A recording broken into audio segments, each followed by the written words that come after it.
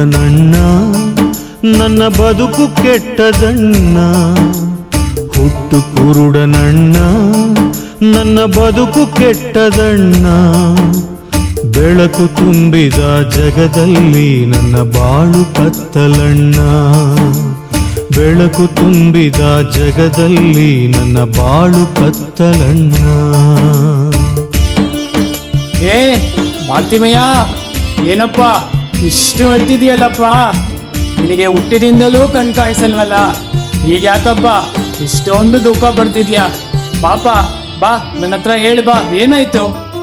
ಹೆತ್ತ ತಾಯಿಯನ್ನು ಒಮ್ಮೆ ನೋಡೋ ಆಸೆಯಣ್ಣ. ಹೆತ್ತ ತಾಯಿಯನ್ನು ಒಮ್ಮೆ ನೋಡೋ ಆಸೆಯಣ್ಣ. ವೃದ್ಧ ತಂದೆ ತಾಯ ನಾನೇ ಸಾಕಬೇಕಣ್ಣ.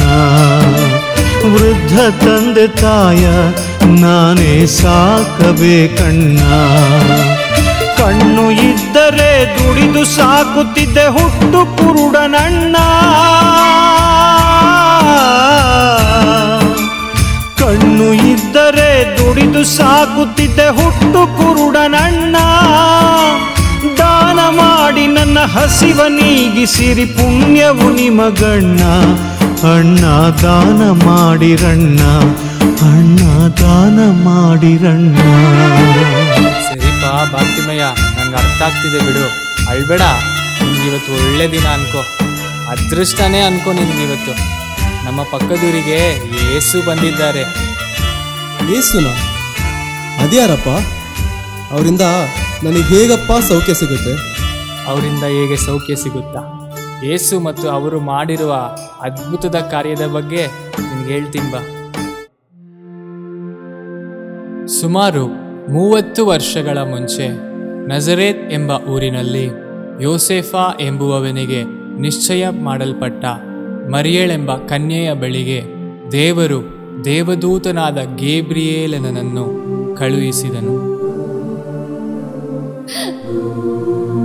ಅಪಾರ ದಯ ಹೊಂದಿದವಳೆ, ನಿನಗೆ ವಂದನೆ. ಕರ್ತನು ನಿನ್ನೊಂದಿಗಿದ್ದಾನೆ. ಸ್ತ್ರೀಯರಲ್ಲಿ ನೀನು ಧನ್ಯಳು. ಮರಿಯಳೆ, ಹೆದರಬೇಡ, ಯಾಕೆಂದರೆ ನೀನು ದೇವರ ದಯೆಯನ್ನು ಹೊಂದಿದ್ದಿ. ಇಗೋ, ನೀನು ಗರ್ಭಿಣಿಯಾಗಿ ಒಬ್ಬ ಮಗನನ್ನು ಹೇರುವಿ. ಆತನಿಗೆ ಯೇಸು ಎಂದು ಹೆಸರಿಡಬೇಕು. ನಾನು ಕರ್ತನ ದಾಸಿ, ನಿನ್ನ ಮಾತಿನಂತೆ ನನಗೆ ಆಗಲಿ.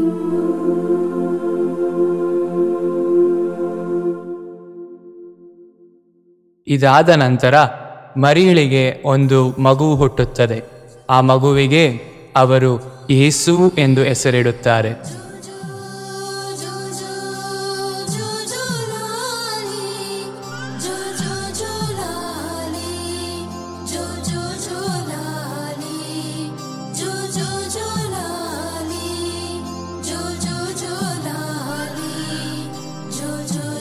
ಯೇಸು, ಯೇಸು, ಯೇಸು.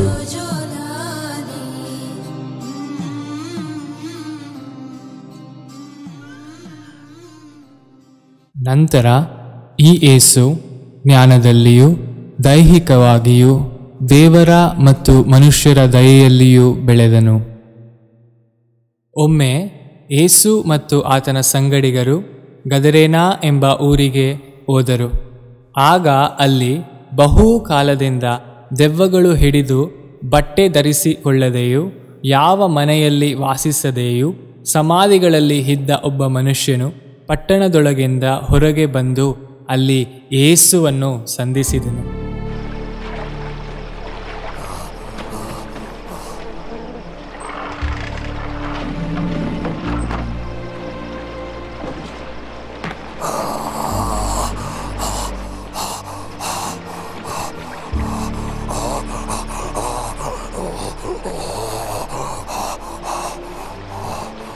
ಯೇಸುವೇ, ಪರಾತ್ಮರಾದ ದೇವರ ಮಗನೇ,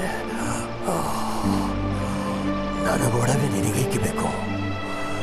ನಾನು ಬೇಡುತ್ತೇನೆ, ನನ್ನನ್ನು ಶಿಕ್ಷಿಸಬೇಡ. ನಿನ್ನ ಹೆಸರೇನು?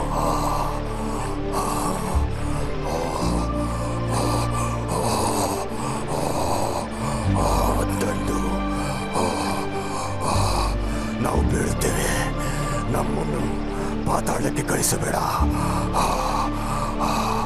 ಹಂದಿಗಳೊಳಗೆ ನಾವು ಹೋಗಲು ಅಪ್ಪಣೆ ಕೊಡು.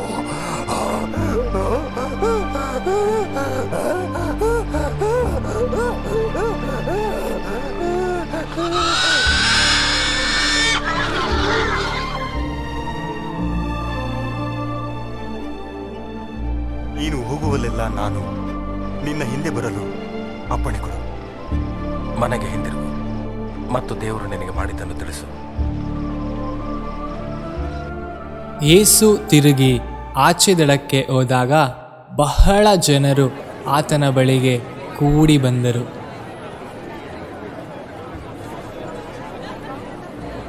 ಆಗ 12 ವರ್ಷಗಳಿಂದ ರಕ್ತಸ್ರಾವವಿದ್ದ ಒಬ್ಬ ಸ್ತ್ರೀಯು ಅನೇಕ ವೈದ್ಯರಿಂದ ಬಹು ಕಷ್ಟಗಳನ್ನು ಅನುಭವಿಸಿ ತನಗಿದ್ದದ್ದನ್ನೆಲ್ಲ ವೆಚ್ಚ ಮಾಡಿದಾಗಿಯೂ ರೋಗವು ಹೆಚ್ಚಾಯಿತೇ ಹೊರತು ಗುಣವಾಗಲಿಲ್ಲ. ಆಗ ಆಕೆಯು ಯೇಸುವಿನ ವಿಷಯ ಕೇಳಿದಳು. ನಾನು ಆತನ ಉಡುಪುಗಳನ್ನು ಮುಟ್ಟಿದರೆ ಸಾಕು, ಗುಣವಾಗುವೆನು.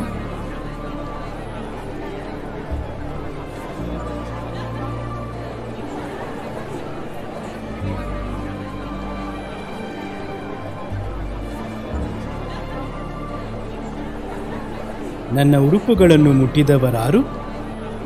ಜನಸಮೂಹವು ನಿನ್ನನ್ನು ನೂಕುವುದನ್ನು ನೋಡಿಯೂ ನನ್ನನ್ನು ಯಾರು ಮುಟ್ಟಿದರೆಂದು ನೀನು ಹೇಳುತ್ತೀಯಲ್ಲ? ಯೇಸುವೇ, ಅದು ನಾನೇ. ನಾನು ಅನೇಕ ವೈದ್ಯರನ್ನು ಸಂಧಿಸಿದರೂ ನನಗೆ ಸೌಖ್ಯವೂ ಸಿಗಲಿಲ್ಲ. ಆದರೆ ನಿನ್ನ ಉಡುಪಿನ ಗೊಂಡನ್ನು ಮುಟ್ಟಿದರೆ ಸಾಕು, ಸ್ವಸ್ಥವಾಗುವೆನು ಎಂದು ನಂಬಿದೆನು. ಅದೇ ರೀತಿಯಲ್ಲಿ ನಾ ಮುಟ್ಟಿದ ಕೂಡಲೇ ನನಗೆ ಸ್ವಸ್ಥವಾಯಿತು. ಮಗಳೇ, ನಿನ್ನ ನಂಬಿಕೆಯೇ ನಿನ್ನನ್ನು ಸ್ವಸ್ಥ ಮಾಡಿತು. ಸಮಾಧಾನದಿಂದ ಹೋಗು.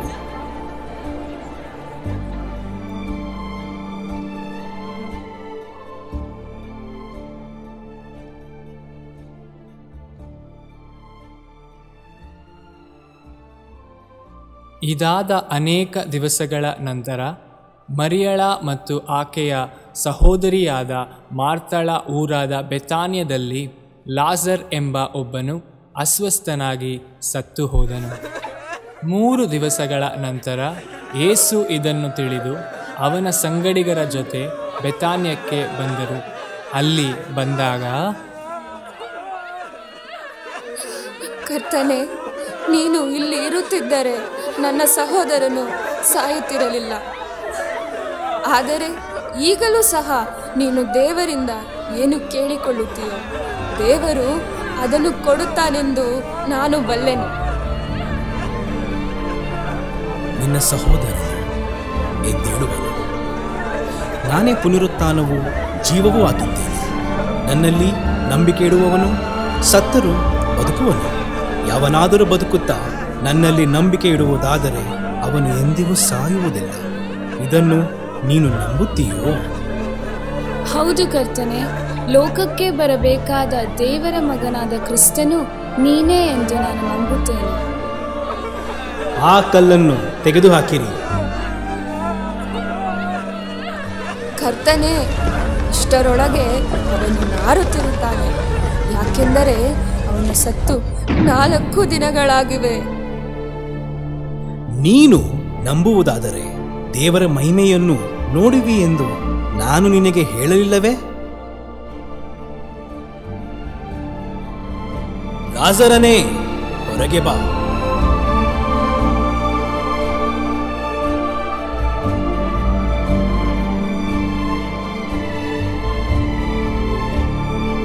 ಅವನನ್ನು ಬಿಚ್ಚಿರಿ, ಅವನು ಹೋಗಲಿ.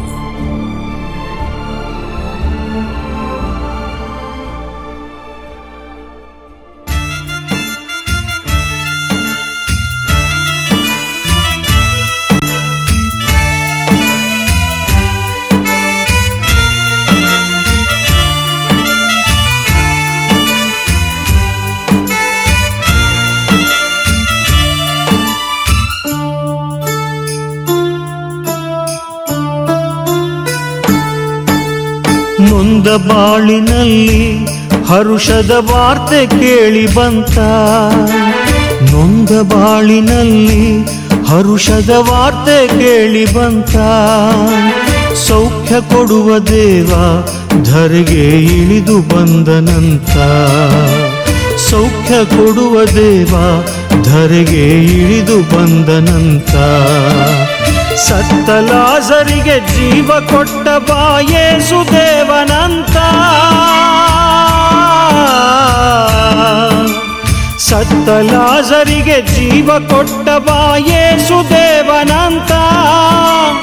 ಆಸೆಯಿಂದ ನಾ ದಾರಿ ಕಾಯುತ್ತಿದ್ದ ದಿನವು ಕೂಡಿ ಬಂತ. ಯೇಸು ದೇವ ಬಂದನಂತ, ಯೇಸು ದೇವ ಬಂದನಂತ. ಲೇ ಬಾರ್ತಿಮೇಯವನೇ, ಯೇಸು ಹೋಗ್ತಾ ಇದ್ದಾರೆ ಕಣೋ. ಏನು ಏನು ಯೇಸುನೇ, ಯೇಸು ಸ್ವಾಮಿಯೇ, ದಾವೀದ ಪುತ್ರ ಯೇಸುವೇ. ಯಾಕೋ ಕಿರ್ಚ್ತಾ ಇದೀಯಾ? ನಾವು ಭಿಕಾರಿಗಳು ಕಣೋ. ಯೇಸು, ದಾವೀದ ಪುತ್ರ ಯೇಸುವೇ, ದೇವರ ಕುವರ ಯೇಸುವೇ.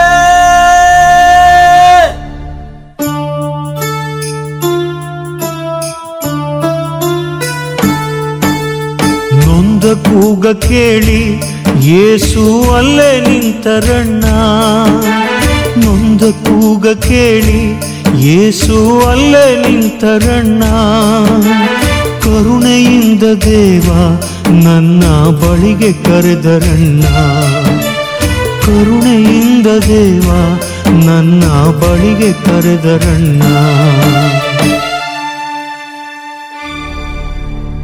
ಬಾರ್ತಿಮೆಯೋನ, ಅವನನ್ನು ನನ್ನ ಬಳಿಗೆ ಕರೆತನ್ನಿ. ಇದೋ ಸ್ವಾಮಿ, ನಾನು ಬಂದೆ. ಏ ನಿಧಾನ ಕಣೋ, ಬಿದ್ದಿಯೇ. ತಗೋ ಈ ಕೋಲು ತಟ್ಟೆ. ಇನ್ನು ಈ ಕೋಲು ತಟ್ಟೆ ಅವಶ್ಯಕತೆ ಇಲ್ಲ. ನನ್ನ ಯೇಸು, ನನ್ನ ರಕ್ಷಕ ನನ್ನನ್ನು ಕರೆದಾಯಿತು. ಯೇಸು ಬಳಿಗೆ ಹೋಗಿ ಅವರ ಪಾದವಿಡಿದೆ ನನ್ನ. ಯೇಸು ಬಳಿಗೆ ಹೋಗಿ ಅವರ ಪಾದ ಹಿಡಿದೆ ನನ್ನ. ಕರುಣೆಯಿಂದ ದೇವ ಒಂದು ನುಡಿಯ ನುಡಿದರಣ್ಣ. ಕರುಣೆಯಿಂದ ದೇವ ಒಂದು ನುಡಿಯ ನುಡಿದರಣ್ಣ. ಕಂದ, ನನ್ನಿಂದ ಏನಾಗಬೇಕು ನಿನಗೆ? ಸ್ವಾಮಿ, ನಾನು ಪ್ರಪಂಚ ನೋಡ್ಬೇಕು, ನಾ ಲೋಕ ನೋಡ್ಬೇಕು, ನಾ ಎಲ್ಲ ನೋಡ್ಬೇಕು, ನಿಮ್ಮನ್ನು ನೋಡ್ಬೇಕು ಸ್ವಾಮಿ. ನನಗೆ ಕಣ್ಣು ಕೊಡಿ. ನೋಡು, ನಿನ್ನ ವಿಶ್ವಾಸದಂತೆ ನಿನಗಾಗಲಿ. ನನಗೆ ಕಾಣ್ತಾ ಇದೆ. ನಾನು ಪ್ರಪಂಚ ನೋಡ್ತಾ ಇದ್ದೀನಿ, ಬೆಳಕು ನೋಡ್ತಾ ಇದ್ದೀನಿ, ನನಗೆ ಕಾಣ್ತಾ ಇದೆ. ದೇವಾ ಸ್ತೋತ್ರ.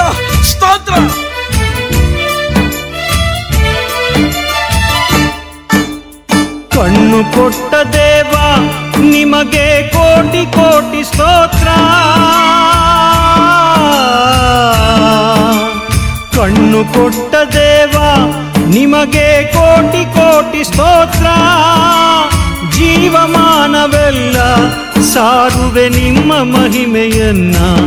ಯೇಸುವೆ ನಿಮ್ಮ ಮಹಿಮೆಯನ್ನ, ಯೇಸುವೆ ನಿಮ್ಮ ಮಹಿಮೆಯನ್ನ. ಹುಟ್ಟು ಕುರುಡ ನನಗೆ ಯೇಸು ಕಣ್ಣ ಕೊಟ್ಟರಲ್ಲ. ಹುಟ್ಟು ಕುರುಡ ನನಗೆ ಯೇಸು ಕಣ್ಣ ಕೊಟ್ಟರಲ್ಲ.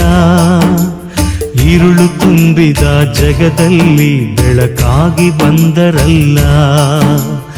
ഇരുಳು ತುಂಬಿದ ಜಗದಲ್ಲಿ ಬೆಳಕಾಗಿ ಬಂದರಲ್ಲ.